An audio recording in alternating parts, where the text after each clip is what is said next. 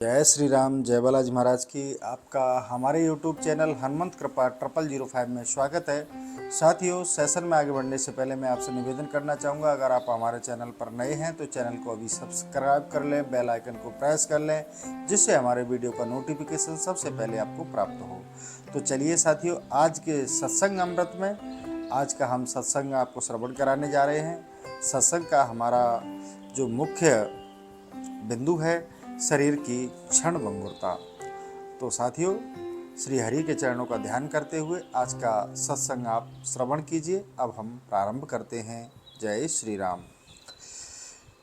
याद रखो, शरीर क्षणभंगुर है, विनाशी है।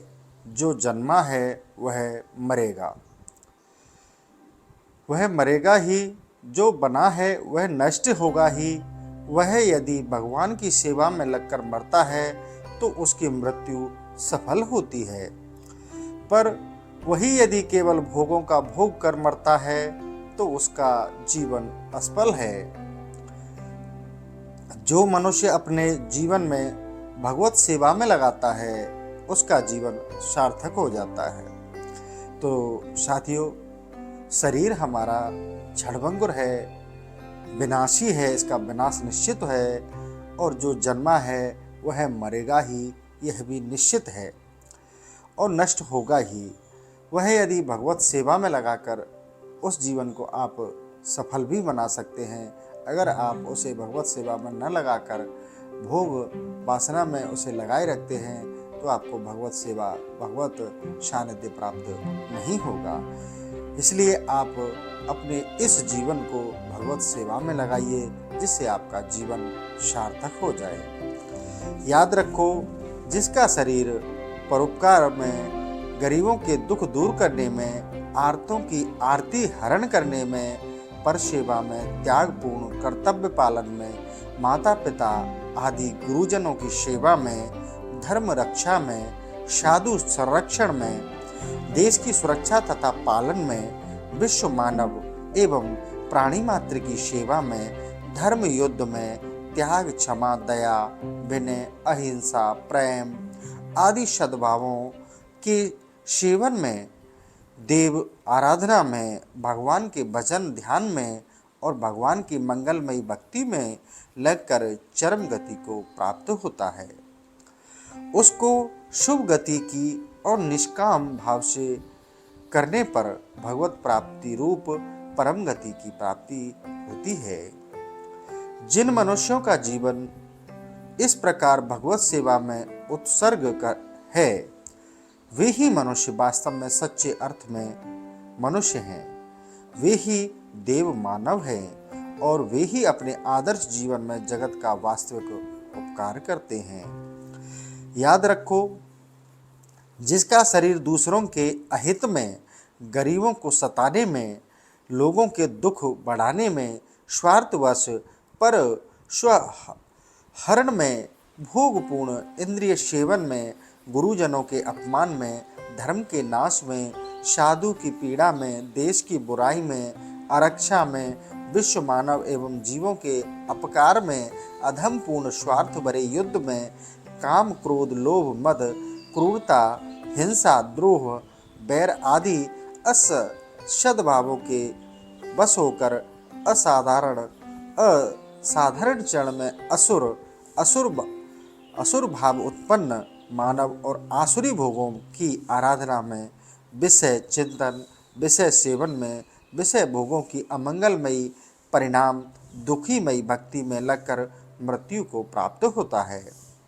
यह जीते जी चिंता, दुख, निराशा, पाप, तन, मन की यंत्रणा को भोगता है एवं मरने के बाद अशुभ गति, आसुरी योनि और भीषण नरक आदि को प्राप्त होता है। जिन मनुष्यों का जीवन इस प्रकार असत कार्यों में व्यतीत होता है, वे मनुष्य रूप में पशु, पिशाच, राक्षस हैं। वे असुर मानव हैं। उनके जन्म जीवन में जगत की बहुत बड़ी हानि होती है। वे केवल कुत्ते, सूअर, गधे की मौत ही नहीं मरते, वरन महान दुखों का भोग करने की भूमिका बनकर साथ ले जाते हैं। मानव जीवन की यह सबसे बड़ी असफलता है। याद रखो, मनुष्य के असली मनुष्य तत्व का प्रारंभ होता है जीवन की गति।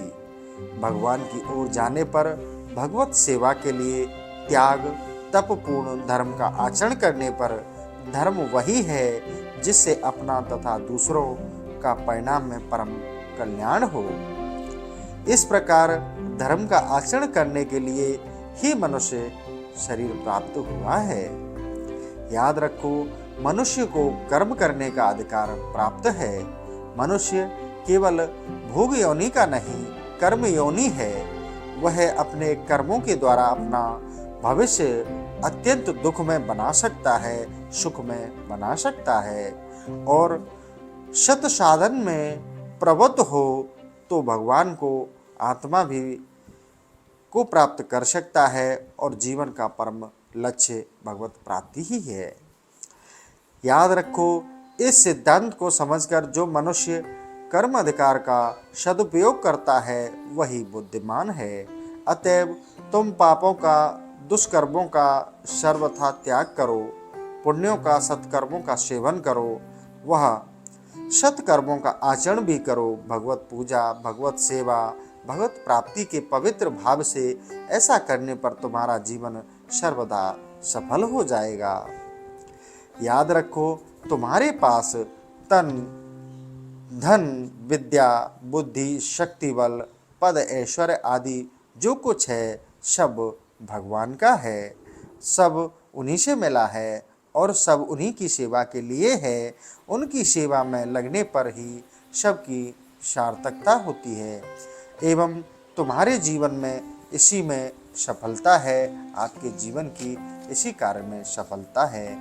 याद रखो, जहाँ पर जिसको ऐसी किसी वस्तु की आवश्यकता हो जो तुम्हारे पास है, तो यह समझो यहाँ उस वस्तु के यथार्थ स्वामी भगवान ही तुमसे अपनी वह वस्तु चाह रहे हैं। अतएव विनम्रता के साथ आदर पूर्वक उनकी वस्तु उन्हें अर्पण कर दो और इसमें अपना सौभाग्य समझो। याद रखो, किसी भी वस्तु के लिए तुम कहीं भी यह न समझो कि यह तुम्हारी है और ना उसके लिए भी अभिमान करो। अपने लिए जितनी कम से कम आवश्यकता हो उतनी भगवान का कृपा प्रसाद समझकर ग्रहण करो और शेष सब उन्हीं की सेवा में लगाते रहो। याद रखो, सभी में सदा सर्वदा भगवान वास करते हैं, वरन भगवान ही समस्त अनंत विविध रूपों में अभिव्यक्त हैं। यह समझकर सभी का मान करो, सभी से प्रेम करो, सभी का आदर युक्त हित करो। दीनों पर दयालु बनकर मत जाओ, दीन होकर ही जाओ और उनके दुखों को अपना दुख अनुभव करके उनका दुख दूर करने का प्रयत्न करो। याद रखो, तुम्हारे दुखों के दुख से सहज दुखी होकर हृदय में जो एक द्रवता होती है और उसे दूर करने के लिए जो त्यागमयी वृत्ति उत्पन्न होती है, उसका नाम है दया। दया अपना पराया नहीं देखती, दया अभिमान नहीं आने देती, दया सेवा तथा त्याग में सुख का अनुभव कराती है, नम्रता लाती है और जिसकी सेवा तुमने की उसके हृदय में अपनी न्यूनता उदय नहीं होने देती, बल्कि उसे भगवान की कृपा का अनुभव कराती है। ऐसा दया पर दुखों की निज दुखों के रूप में परिणत कर उसे तन मन धन दूर करने की स्वाभाविक प्रवृत्ति करने वाली हृदय की कोमलतम वृत्ति बहुत ही अच्छी चीज है। इसे अवश्य धारण करो, पर दयालुता का अभिमान न करो, अपने को कभी बड़ा मत मानो। याद रखो, दीनों के सामने धनीपन की शान दिखाना एक अपराध है। दीनों में दीनों की भांति ही रहो। उन्हें जितना ऊंचा उठा सकते हो उठाकर उन्हीं के साथ साथ अपना रहन सहन भी ऊंचा कर लो, पर अपने वैभव का विज्ञापन मत करो। अपने को प्राप्त वस्तुओं का अभिमान करके किसी का अपमान कभी ना करो। ऊंचे बनो, नीचे बनकर विनम्र होकर सबकी यथासाध्य सेवा करो। याद रखो, किसी गरीब के सामने गर्व भरी वाणी बोलना, उसके साथ रूखा कठोर व्यवहार करना भगवान का अपराध है। भगवान उसे अपराध मानते हैं, क्योंकि उस गरीब के रूप में भगवान ही तुम्हारे सामने प्रकट हैं। अतएव सभी के साथ नम्र होकर मधुर वाणी बोलो। अपनी विनय विनम्र पीयूष वर्षी वाणी तथा व्यवहार के द्वारा सर्वत्र शीतल मधुर सुधा की धारा बहा दो। दुखों की विष ज्वाला से जलते हुए हृदय में सुधा डालकर उन्हें विषय शून्य शीतल शांत और मधुर बना दो। और यह सब करो केवल भगवान की सेवा के लिए, और करो सब कुछ उन्हीं की शक्ति प्रेरणा वस्तु मानकर। तुम्हारी निराभिमान त्यागमयी सेवा में भगवान बड़े प्रसन्न होंगे और उनकी प्रसन्नता तुम्हारे जीवन को परम सफल बना देगी। तो साथियों, आज का हमारा जो सत्संग अमृत था, आज का सेशन हम यही समाप्त करते हैं। कल फिर आपके लिए लेकर उपस्थित होंगे। इसी के साथ जय श्री राम, जय बालाजी महाराज की।